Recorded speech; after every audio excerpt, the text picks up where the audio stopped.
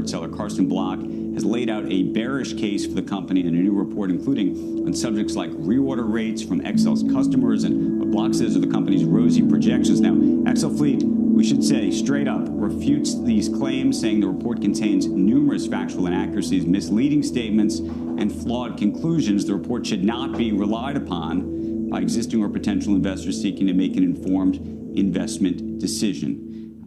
We wanted to tell you that before we talk to this man. Carson Block is joining us, Muddy Waters Capital CEO, and we want to walk through this report. But I want to walk through some of these issues that they're raising questions about. But Carson, in the broadest sense, make the case that you have a problem with this company's valuation.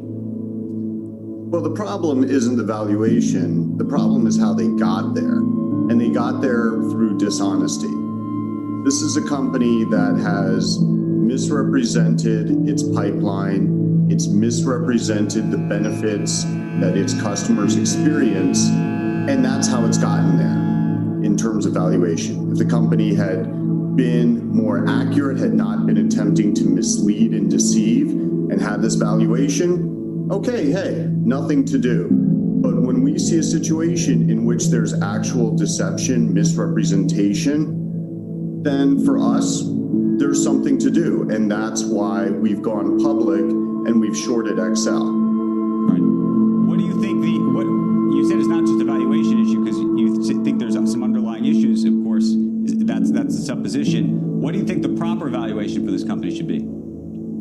I don't know what the real pipeline is. I mean, look, the company did $7 million in revenue in 2019. When they went public by SPAC, in late last year, they said, in 2024, we're going to do 1.4 billion in revenue. I mean, that, okay, well, how do you get there? And they said, well, we can bridge that by pointing to our pipeline, which is $220 million. But the problem is, when we've spoken to former employees, they've told us that the pipeline is greatly exaggerated, that the company would deliberately go in, or managers of the company would either make salespeople or they do it themselves. They would go in and they would put in orders that just aren't actually going to be there, and they would greatly increase probabilities of sales.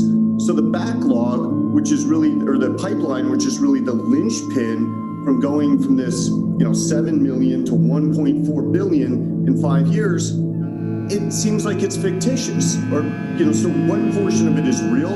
We don't know. It sounds like a significant portion of it is not, but in no way can I see this company being worth what it is today based on this fundamental deception, as well as deceptions around how effective their product is. Let me ask it to you, though, maybe more directly.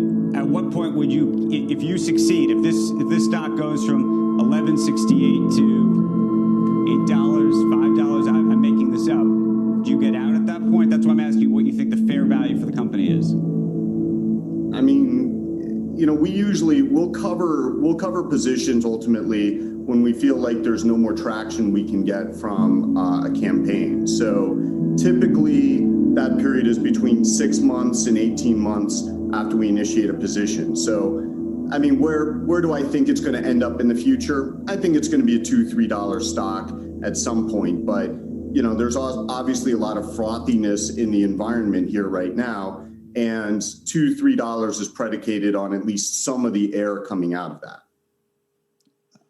I should ask you, by the way, before we get into some more of these details, what you think, just as a short seller in this market, given that we've seen what's happened with GameStop and so many other companies where there have been short squeezes, has that changed the dynamic at all for you in terms of how you approach a company? Yes, but that really started last year, when we were short some company, we were short GSX, China, total fraud listed in the US, and it ripped on us, and that was new. Another company that we went short in October, Nanox, which is also highly scammy, has gone up a decent bit. It's come back down, but that told us that there's a lot going on in the market that has nothing to do with fundamentals, and it's really technical. So we've gotten into, just coming into this year before GameStop, we were thinking a lot about flows and how passive and and ETFs are really warping markets. So when we saw GameStop, yeah, I think that's just the 5-alarm fire saying that these markets are really divorced in many cases from the fundamentals of the underlying assets. So it's just we're showing, by the way, on the screen right now. I don't know if you can see GameStop shares, which are now at $274 again. What do you make of that? Yeah, it makes sense. Obviously, GameStop is a much better company than it was in December. I mean, that's just a sign of, look, maybe Melvin was wrong. Maybe it was, worth more than $10 a share. But come on, this is a sign that there's some serious dysfunction in our markets right now.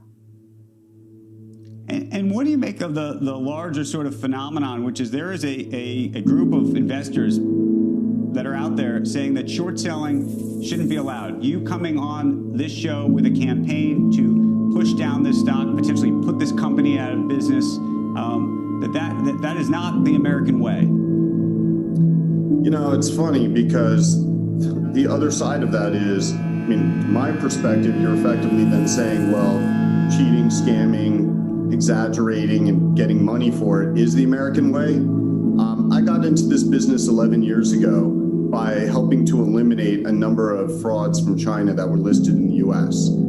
We have globally 8 delistings of companies and 2 other regulatory actions that have led to sanctions.